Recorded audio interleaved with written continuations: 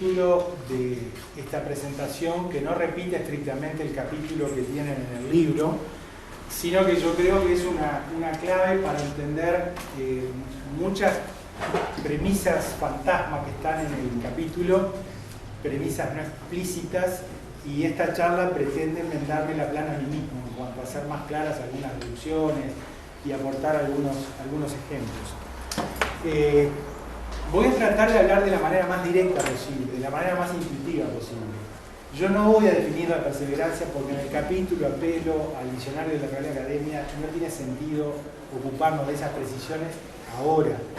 El que busque precisiones las va a encontrar, y yo creo que hasta en demasía, en el capítulo correspondiente del libro. Entonces voy a apelar al uso común de las palabras, a lo más intuitivo.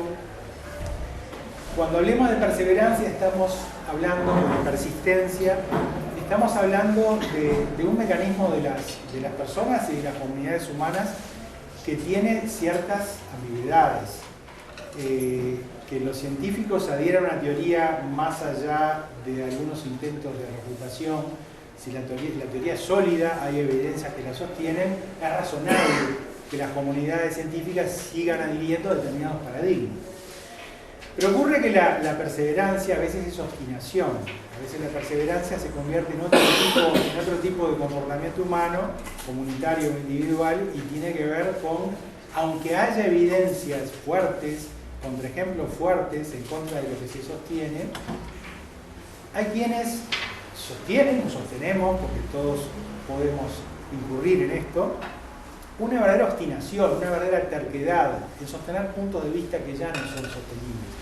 O aún más, invisibilizar visiones alternativas de aquellas cosas que creemos, o omitir datos que la realidad está mostrando y nos está quemando con esos datos, y sin embargo ignorarlos, dejarlos de lado.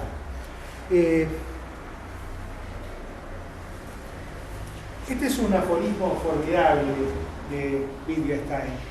Sobre la certeza él decía que hay que aferrarse a una teoría, una buena teoría con una buena montura, aunque los hechos corcoveen. ¿Esto qué significa?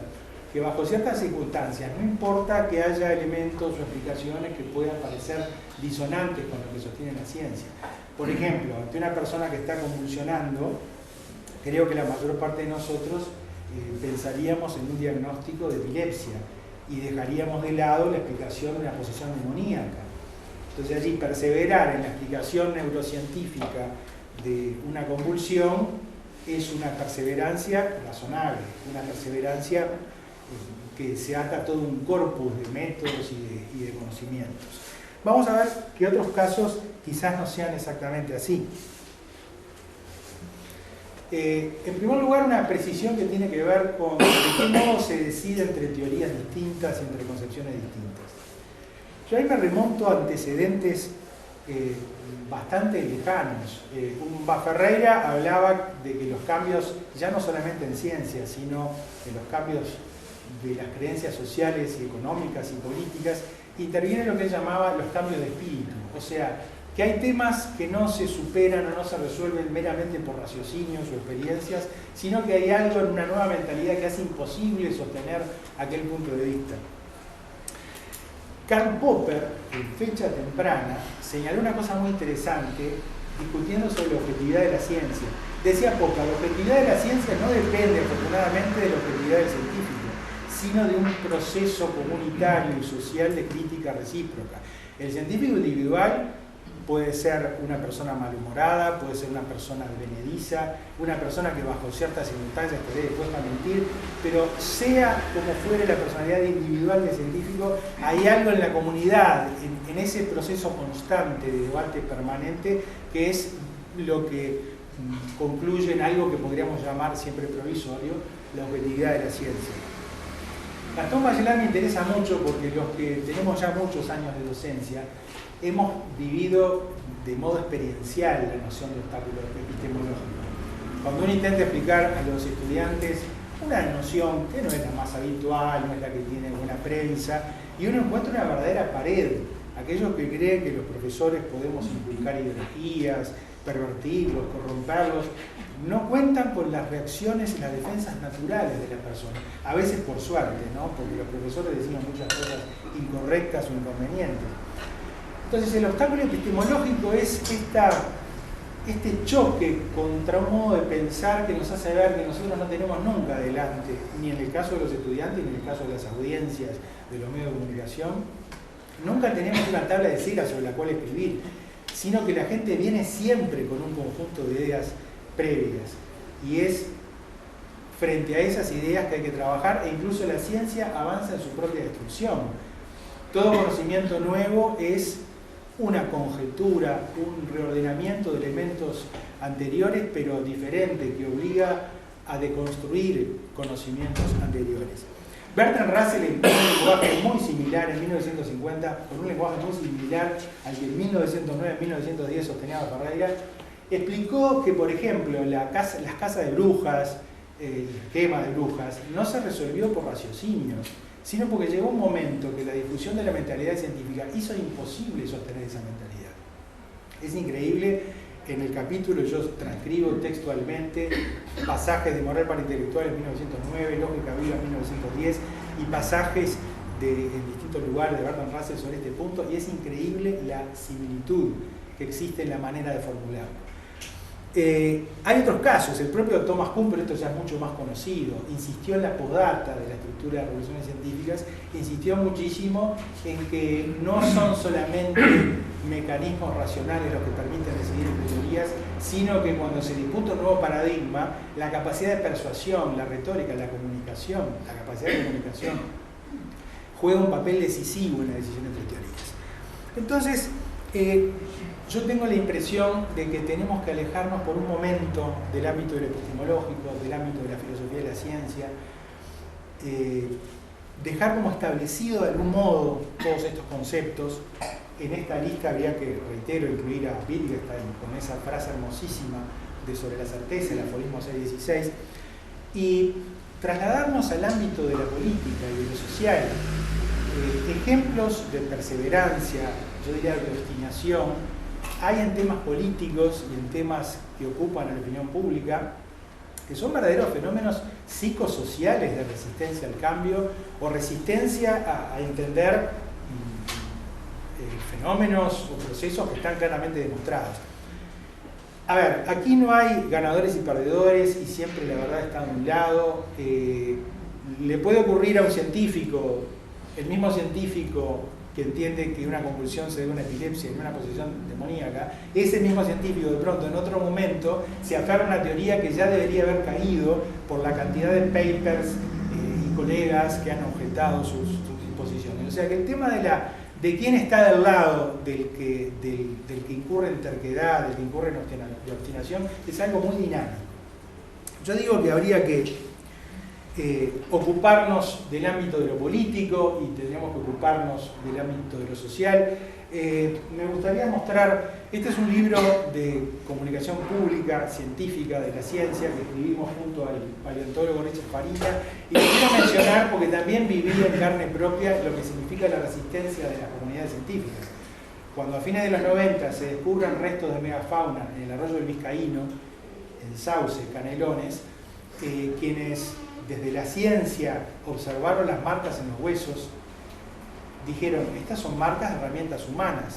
Casi todos coincidían en el primer momento del hallazgo por azar de ese lecho de huesos, estaban de acuerdo que había un origen antropogénico en las marcas. Sin embargo, las muestras de los huesos marcados se envían a datar y resulta que distintas dataciones concluyen en lo mismo. Esos huesos y esas marcas tenían más de 30.000 años. Entonces la comunidad científica dijo, entonces no pueden ser marcas humanas, porque no pisó un Homo sapiens estas tierras antes de 12.000 años. Ustedes saben, y no quiero profundizar en esto, que hay toda una polémica entre recentistas, que son los que expresan esto, y remotistas. Yo no voy a abundar en eso. En todo caso, en la parte de las preguntas podemos abundar en este ejemplo que es muy ilustrativo. Lo importante es que aquí uno ve en funcionamiento factores psicosociales. Lo que todos parecían ver como marcas humanas, resulta que después de un dato que era la afirmación sólida del concepto recentista de cuándo hubo Homo sapiens por estas tierras, llevó a un cambio de opinión. Y entonces empezaron a ver que sí, que es un techo de huesos muy interesante, pero nada hablar de marcas antropogénicas si no encontramos restos humanos. Sigamos adelante. A esta idea de que la decisión entre teorías no es algo meramente racional, como sostienen Kuhn, Bachelard, Russell, Ferreira, Popper, etc., debe unirse una cantidad de temas de la vida todos los días, de las redes sociales, en los cuales uno nota la resistencia y yo diría la obstinación de la gente pese a las evidencias. El caso del uso del término imperialismo. Ustedes saben que hace unos pocos días el Partido Comunista del Uruguay emitió un comunicado muy duro con la Embajada de los Estados Unidos en Uruguay por su actitud intervencionista en el caso de Venezuela, por su actitud intervencionista en los comentarios acerca de Corea del Norte. Y hubo una enorme reacción de muchos sectores de la opinión pública, incluidos sectores del gobierno. Voy a mencionar simplemente un caso, una página editorial de hace unos muy pocos días del ex ministro de Cultura, Antonio Mercader, calificando que hoy hablar de imperialismo es anacronismo. Sin embargo, en los últimos 100 años y muy recientemente hay muchísimos elementos para decir que sea cual fuere el juicio de valor ético y político que uno haga sobre lo que podríamos llamar prácticas imperialistas, hay algunas cosas que no pueden ser negadas. Señalo tres grandes figuras de la cultura uruguaya que hablaron de imperialismo. Hace 100 años, bueno, moría Rodó, José Enrique Rodó, en 1900, cuando publica Ariel, es claramente antiimperialista. Un antiimperialismo elegante, caballeresco, que agrega una cosa muy sutil. En Estados Unidos con nosotros no necesita la extorsión, ponernos las cañoneras en la costa. Estados Unidos nos persuade por conquista moral. Y en eso se adelanta décadas al concepto de Joseph Nye del soft power. O sea, una nación puede dominar a otra por la violencia, pero también puede dominar a otra no por la manipulación, sino por la seducción, que son dos cosas distintas. Luis Alberto Herrera, que en lo personal juzga una persona oscura, una personalidad política oscura, apoyó nada menos que el golpe de Terra del 33. Sin embargo, cuando se planteó la posibilidad de instalar bases norteamericanas en territorio uruguayo, dijo con toda claridad: no queremos ni la sovietización de las patrias latinoamericanas, ni ser una estrella más en la bandera de ningún imperio. Y hoy muchos que se dicen herreristas olvidan completamente esto. Paso adelante en el tiempo, porque alguien me podría decir, bueno, pero esto sigue siendo viejo, como dijo una ex diputada hace poco, hablar de imperialismo es muy viejo. Bueno, viejos son los trapos, lamentablemente los imperios no. Wilson Ferreira Aldunate, en 1983, en una conferencia llamada Los mitos de la seguridad nacional, declara en Estados Unidos, cito de memoria, pero son más o menos estas las palabras de Wilson Ferreira: vengo de un partido tradicional, no estamos vinculados a grupos marxistas, porque en general quienes defienden los derechos humanos enseguida son acusados de pertenecer a grupos marxistas. Yo vengo de un partido tradicional y quiero dejar muy claro que en el Uruguay hoy no hay ningún peligro de que le demos la espalda a esos valores que acostumbramos llamar valores de Occidente. La cosa es al revés. La cosa es al revés. Nosotros vamos a terminar en la condición de que es una mentira de que Occidente respete esos valores. Estas son las formas del antiimperialismo, yo diría, en parte caballeresco, en parte elegante, y sin embargo no se puede usar la palabra imperialismo porque uno es acusado de pertenecer al Partido Comunista, que aclaro de ya que no pertenezco a él. El terrorismo siempre es del otro. En los medios de comunicación siempre el terrorismo es islámico. Y en cualquier definición, porque ha habido muchos problemas internacionales en definir la palabra terrorismo, en cualquier definición entra la espectacularidad de las acciones, la muerte no como efecto colateral no deseado, sino como efecto claramente sistémico y deseado, la muerte de civiles. ¿Qué otra cosa puede ser sino las intervenciones militares de Estados Unidos en Irak, en Libia? Juegan al ajedrez con Rusia en Siria, y lástima que las piezas del juego son mujeres, niños y hombres civiles, no combatientes. Todo esto, si no le quieren llamar imperio, llámenle X. Pero ya la academia, a través de autores como Michael Balzer, en la maravillosa conferencia de Barcelona en 2004, dijo, mucho cuidado con esta idea que el terrorismo siempre lo cometen nosotros. Mientras haya víctimas civiles y no pidan perdón por bombardear hospitales o escuelas, no hay que escuchar lo que dicen para justificarse, sino que mirar lo que hacen los gobiernos. Esto es terrorismo. No será el de los otros, pero esto es un terrorismo en cualquier definición del término. Está accesible en internet la conferencia de Michael Balzer, autor de Guerras Justas e Injustas. Sigamos. Cuando uno participa en algún panel televisivo o radial, hay siempre una insistencia yo diría hasta una sonrisa, porque no se discute con argumentos, sino con una sonrisa. El argumento del silbido que decía Unamuno, a veces no nos contesta, sino que salen silbando, ¿no? En los medios hay como un enojo corporativo. ¿Cómo que los medios manipulan? La libertad de prensa requiere dar toda la información, el ciudadano es libre de elegir entre las versiones que se le dan. Se insiste en que los medios de ninguna manera inciden en las campañas políticas, ni los medios inciden en las convicciones de los ciudadanos. Yo no sé para qué invertirán tantos millones en la propaganda de productos comerciales o en la propaganda política. Es un misterio que no responde a esas expresiones. Sin embargo, en tiempos tan remotos como mediados del siglo XX, los señores Lazarfer y Merton explicaron muy claramente, más allá de que uno compre todo el combo de su ideología funcionalista, explicaron muy claramente de que los medios de comunicación cumplen, entre otras tareas, la de reafirmar las normas sociales. Esta tesis no tiene nada que ver, es diferente, es independiente de la tesis de que los medios imparten ideologías. Esto es otra cosa. La reafirmación de normas sociales significa que cuando en los medios de comunicación se presenta una denuncia de modo convincente, con argumentos, con evidencias, las autoridades competentes en el caso se ven obligadas a actuar. Es lo que ocurrió en Watergate, por ejemplo, pero sin ir tan lejos. Cuando el documentalista argentino Enrique Piñeiro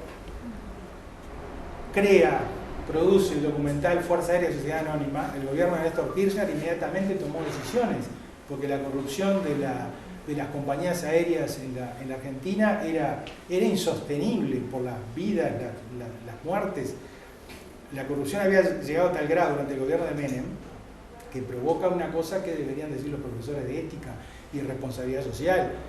Cuando alguien dice, bueno, ¿de qué lugar tenemos estos valores o aquellos? ¿Qué ética podemos elegir? Mi viejo, cuando no hay ética se caen los aviones. Es así de simple. Cuando Enrique Piñeiro, por reiterar el mismo ejemplo, pero hay muchísimos otros, filma el documental Ratti Horror Show, Ratti aludiendo a la cana, a la policía, puso en evidencia que el joven Fernando Carrera fue injustamente encarcelado, pasó más de 7 años en la cárcel, por un error de la policía bonaerense, que le quiso echar la culpa de los errores propios. Esto tuvo una enorme incidencia. Carrera, después de muchas vueltas, terminó libre. O sea, los medios inciden en el plano político, como en el caso Watergate, con Nixon fuera de la Casa Blanca, en el plano de las instituciones, como Fuerza Aérea Sociedad Anónima, y en el plano individual, cuando se comete una injusticia frente a una persona. Sigamos adelante. Cuando hablamos de negacionismo, yo comprendo que el primer ejemplo de negacionismo es el holocausto de los judíos perpetrado por los nazis. Estamos todos de acuerdo. Pero hay otros negacionismos. En alguna época había un negacionismo acerca de los crímenes cometidos por Stalin en la Unión Soviética, y hasta que en el año 56 un congreso del Partido Comunista se reconocieron los crímenes de Stalin. Yo creo que muchísimos uruguayos que eran comunistas y muchos latinoamericanos que eran comunistas, o bien dejaron de serlo o lo siguieron siendo de otro modo. Pero había sido un largo negacionismo de lo ocurrido durante aquellos años del gobierno de Stalin. Sin embargo, aunque aceptamos todos hoy de que fue una realidad el holocausto judío perpetrado por los nazis, o todos coincidimos en que, ahora que tenemos aniversario de la revolución bolchevique, todos coincidimos en que ocurrieron cosas terribles en la Unión Soviética de Stalin, y hay quien ha dicho que Stalin mató más comunistas que el capitalismo. Olvidan decir también que la Segunda Guerra Mundial se llevó 20 millones de soviéticos, ¿no? Y creo que habría que equiparar un poco las cosas que se afirman sobre aquellos periodos, ¿no? Sin embargo, hay un negacionismo, yo diría que a mí me deja perplejo respecto de la crisis del 2008, la crisis financiera que se inició en los Estados Unidos, no en una república bananera, no en Asia. La crisis del 2008 fue largamente documentada y denunciada por expertos como Stiglitz, Joseph Stiglitz, Premio Nobel de Economía, por Paul Krugman, y creo que la pieza documental más extraordinaria acerca de esa crisis fue el documental Inside Job de Charles Ferguson del 2010, 2 años después de la crisis. Es un documental extraordinario, se los recomiendo.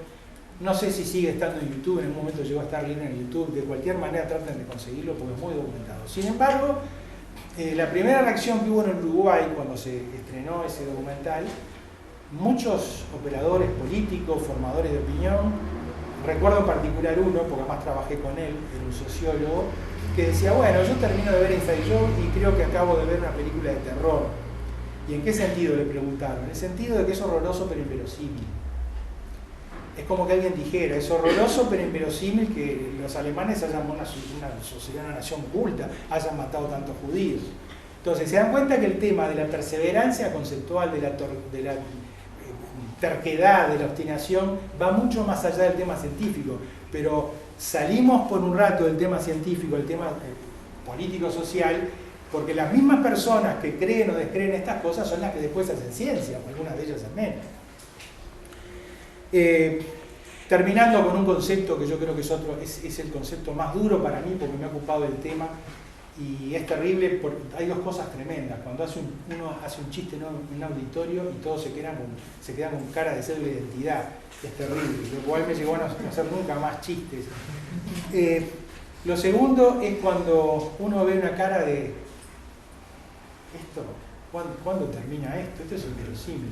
Esto me ocurrió cuando intenté en varios foros distinguir los términos de desigualdad y pobreza.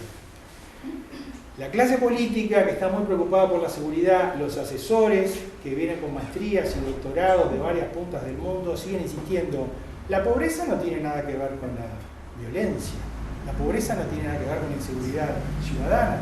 Y es verdad, hemos visto muchos casos de reducción de la pobreza en Brasil, en Venezuela, lugares espectaculares de reducción de la pobreza, en el Uruguay mismo, y sin embargo la inseguridad ciudadana ha crecido. Lo que ocurre es que, como ya lo han descubierto los organismos internacionales, e incluso el Fondo Monetario Internacional, al Banco Mundial, por supuesto el Banco Interamericano de Desarrollo, se han dado cuenta de que no es la pobreza lo que provoca la inseguridad ciudadana y la violencia, sino la desigualdad. Es un concepto diferente. Es un concepto completamente diferente. No es cuánto tiene un país, a cuánto asciende su PBI, sino cómo lo reparte. El PBI de México está, pero muy cerca de los países más desarrollados del mundo. Es extraordinario. Siempre uno lo ha observado entre el puesto 10 y el puesto 15, uno se asombra. No en términos comparativos, en términos absolutos, de PBI y PBI per cápita, pero son cifras engañosas. La violencia de México es tremenda. ¿Por qué? Porque es un país horrendamente desigual, con casi la mitad de la población analfabeta, y cuando los postergados se empoderan, cuidado con la violencia bizarra de la cual son capaces por tanta humillación de décadas y tal vez de siglos.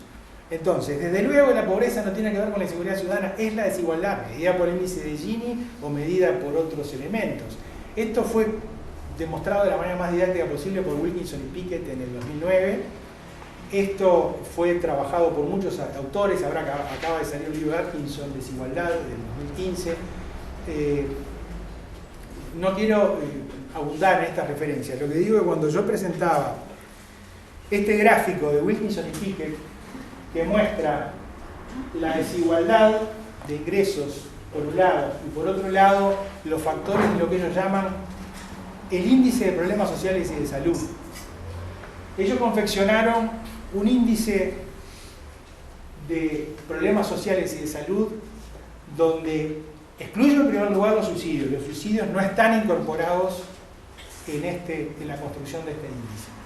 En este índice tenemos cosas como la expectativa de vida, tenemos cosas tales como la obesidad, como la confianza entre las personas, la tasa de población carcelaria, la tasa de homicidios. A cualquiera que le interese profundizar este tema, está mi mail disponible en la primera pantalla de esta presentación. Cuando venga el momento de las preguntas, vamos a poner esa primera pantalla. Yo voy a responder las preguntas que me hagan aquí hoy y las preguntas que me hagan después, a partir de todo esto. Y resulta ser que, bueno, es increíble, pero este estudio realizado sobre los 20 países más ricos del mundo, tal vez haya que hacer ajustes sobre los llamados países en vía de desarrollo. Este índice muestra una clara correlación entre la desigualdad y los problemas sociales y de salud. Tenemos allá Estados Unidos, que casi se sale de la gráfica. Estados Unidos es un campeón de los homicidios, pese a todas sus medidas, tolerancia cero, instituciones heterogéneas dedicadas a la represión y a la mano dura, que tanto está pidiendo el taximetrista, la ama de casa y muchos periodistas que tienen demasiado espacio en los medios. Resulta que no es la mano dura, porque fracasan completamente en Estados Unidos.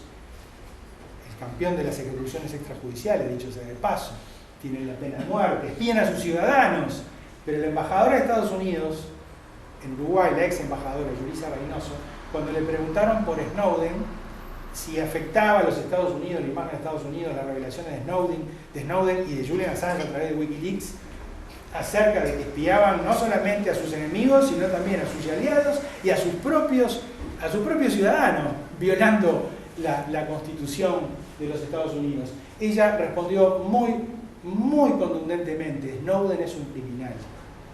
O sea, el problema es que Snowden contó lo que hacían. O sea, lo criminal no es lo que ellos hacen, sino lo que Snowden buchoneó, se diría por acá. Entonces, tenemos en la otra punta los países nórdicos de Japón, Noruega, Suecia, Finlandia, Japón. Son todos países que tienen todos estos índices muy diferentes. Hay más movilidad social. El que nace pobre puede terminar en una buena posición económica, tienen baja población carcelaria, tienen menos homicidios. Una cosa interesantísima, las pruebas PISA, las cuales tanto le preocupan a muchos por aquí, correlacionan con el índice de Gini. Cuanto más igualitaria es una sociedad, mejor desempeño escolar vamos a tener en cualquier medida. O sea, si yo quiero mejorar, en el caso del Uruguay y la Argentina, quiero mejorar los índices de evaluación con los cuales juzgamos a los educadores, no tengo que copiar a Finlandia el modelo educativo, tengo que copiar el modelo social, el índice de Gini en Finlandia, si no, no viajes. ¿Para qué viajan los políticos opositores o incluso algunos del gobierno nacional si lo que creen que es sacar del sistema esta parte que son las técnicas pedagógicas, olvidando que allí hay un contexto social de sociedad igualitaria? Y reitero, Finlandia, Noruega, Suecia, Japón, a pesar de cultura tan diferente, muestra también en todos estos ítems unas características muy diferentes a la de los países más desigualitarios. Un ejemplo rápido: Uruguay tiene 3 millones de habitantes y unos 10.000, es un poquito más de presos. Suecia tiene 3 veces nuestra población, tiene más de 9 millones de ciudadanos. Si se mantuviera la proporción, Suecia debería tener 30.000 presos y tiene 5.000 y están cerrando cárceles. No vale la pena que manden a nadie a entender cuál es la política puntual de las cárceles. Es una política social, de igualdad en general, en un país donde nadie se sienta agraviado como un atentado a la libertad de prensa, porque, por ejemplo, en Suecia y en Noruega se controle la publicidad comercial, sobre todo en la industria alimentaria, destinada a niños y menores de edad. Sigamos con esto. Los rostros de inverosimilitud, cuando yo muestro esto, es algo así como: debe algún error en el método, debe algún error en la evaluación. ¿Cómo se aplica eso en Cuba? Bueno, no tengo estudios de Wilkinson y Piquet referidos a Cuba, o a Brasil, o a Venezuela, o a Bolivia. Lo que sí digo que ellos dicen, que Wilkinson y Piquet dicen, que Cuba ha disminuido la inmortalidad infantil de modo mucho más interesante que el de Estados Unidos, donde la mortalidad infantil, pese a ser un país rico, es mucho mayor. Sigamos adelante. Creo que meter todo esto en el mundo de la política, el mundo de la sociedad, requiere cosas concretas. Voy a pasar 5 minutos, si faltan 5 minutos, los dedicamos a esto. 5 minutos a pasar un fragmento del documental The Human Experiment, el experimento humano, de Dana Dachman, es del 2015, donde muestra las técnicas que utilizan las empresas para persuadir a sus públicos respecto de la inocuidad de sus productos y servicios. Espero que la tecnología no me deje a pie en esto. It is very troubling to see so many issues that you think we should learn from basically being ignored. Certainly asbestos, tobacco, lead, vinyl chloride. You know, you can go through a few classic examples of real mistakes, of major mistakes in which we allow these industries to get away with murder.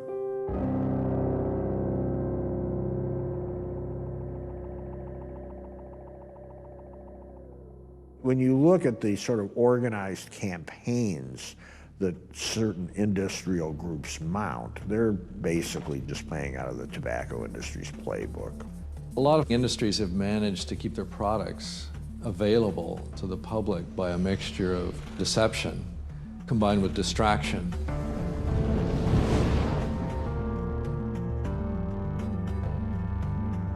The public awareness of smoking as a problem really started to develop in a big way in the early 50s. And the tobacco companies got very concerned about this. And there was a meeting with the heads of all the big tobacco companies called by Hill and Knowlton, which was a giant PR firm representing them. And that meeting was really the beginning of the conspiracy to keep the public confused. It's like the genome of the way the tobacco companies spread death around the world.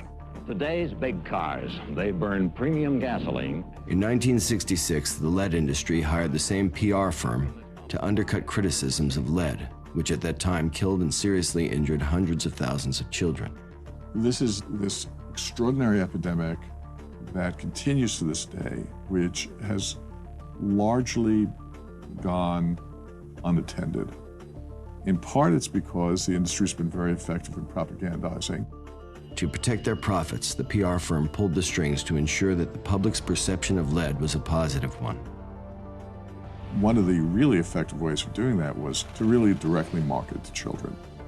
Some companies used the child as its symbol that told children to tell their parents to go buy lead because it was going to improve their own life. If there's quality on the inside, there's a Dutch boy on the outside.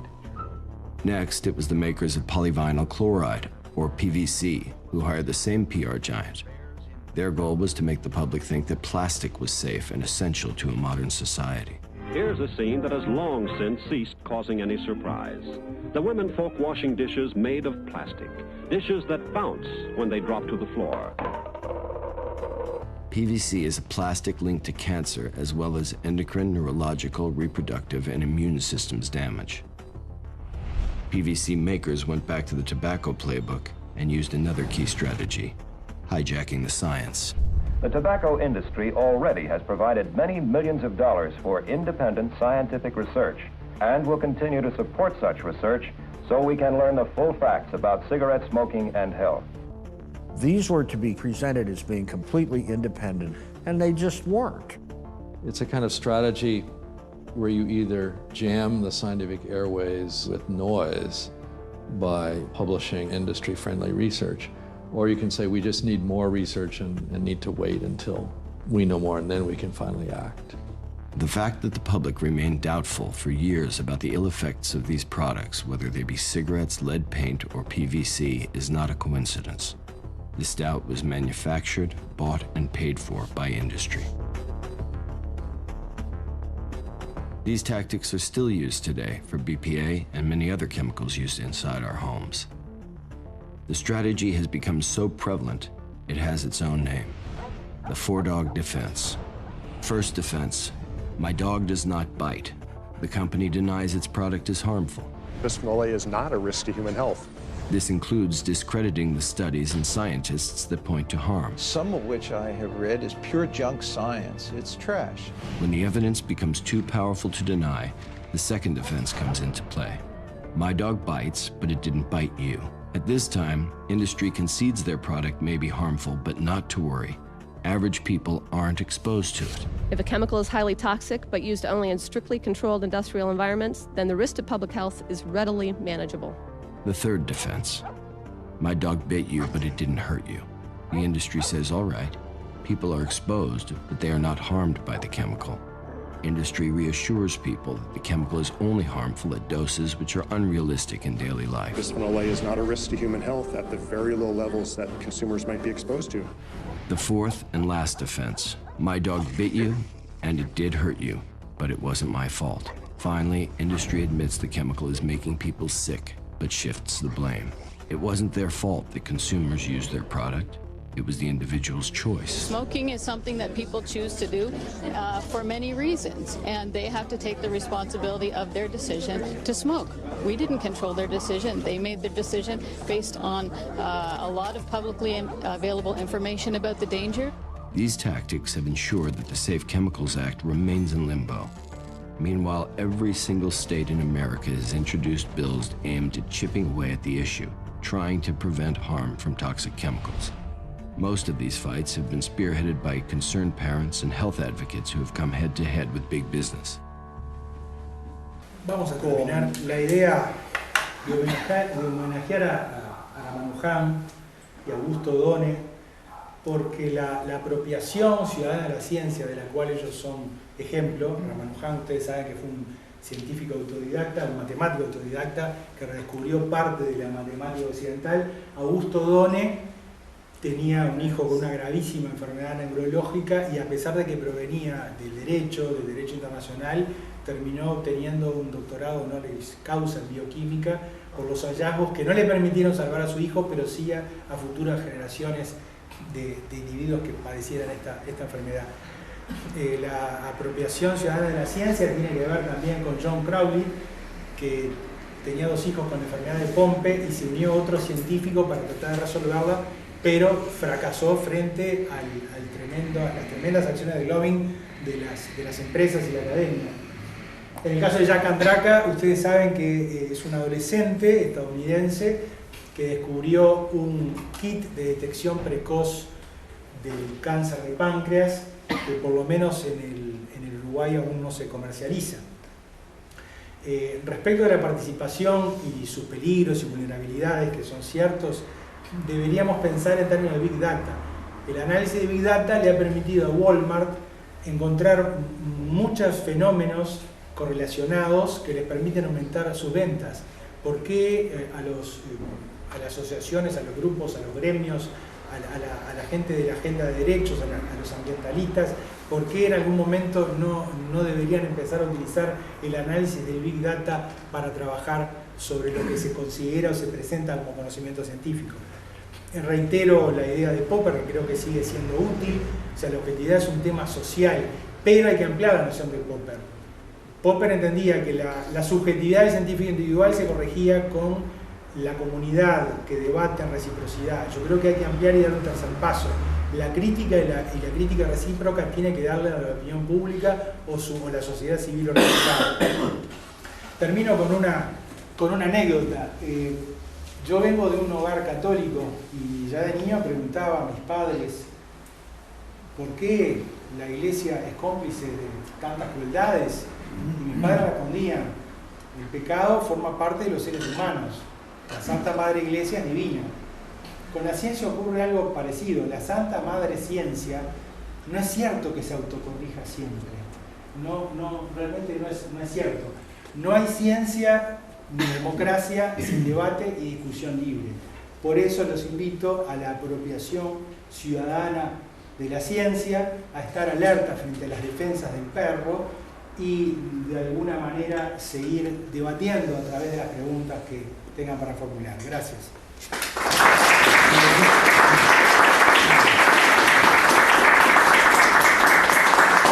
Good.